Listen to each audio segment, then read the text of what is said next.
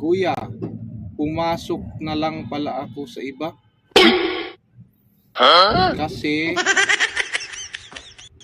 Kasi sabi nila wala daw maayos na sweldo diyan. Okay. Marami daw umalis kasi walang pasahod. Tapos sabi ko, sino sabi? Sabi niya, taga sa amin. Kaya dito guys, nireplyan ko siya na sinayang mo lang pagkakataon bay.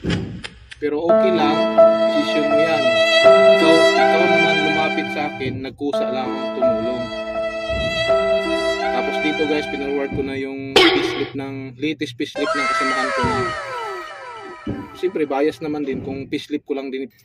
Ito guys, hindi ko naman talaga sana ipapakita sa inyo kasi bilang ano din naman, yung iba minsan pagka kapasa ka ng sahod, kung yung iba hindi natin maiiwasan na pag nalalakihan sila, pakiramdam nila na yung iba nalalakihan sila, iisip na yabang naman ito. Hindi tayo magiging bias. Ayun, kayo na lang ayan kumpletong pangalan yan ng kasamahan namin. May pangalan yan.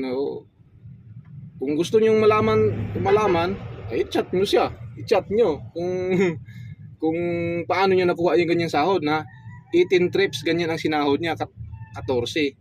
Ito sa akin guys, meron din ako ipapasa sa akin. Hindi ko nalalahatin yan, baka kasi kung makita nyo kabuhan, baka mamaya sabihin nyo masyado akong mayabang, di ba? Kasi dapat naman kasi talaga sa sahod natin, hindi natin yan pinagmamayabang o inaano. Sa akin lang kasi parang ikukurik ko lang yung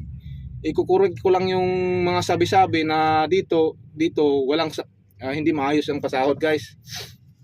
Ikukurik ko lang kasi dito guys, dito sa pinagtatrabuhan ko dito sa Coca-Cola, isang dekada na ako mahigit dito. Wala akong matandaan na hindi kami sumasahod. Lilinawin ko lang guys, lilinawin ko lang.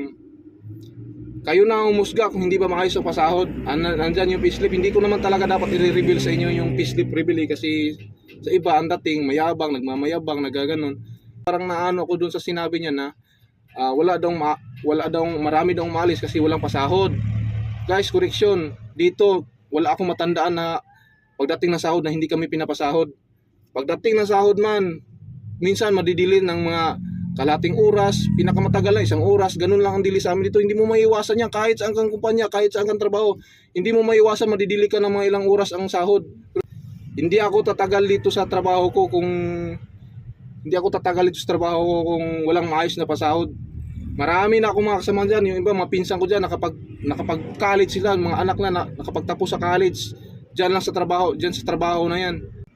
Yung video na to guys, para lang to sa mga nagmamaliit o na yung masyadong mababa ang tingin sa amin bilang mga delivery driver at saka mga helpers.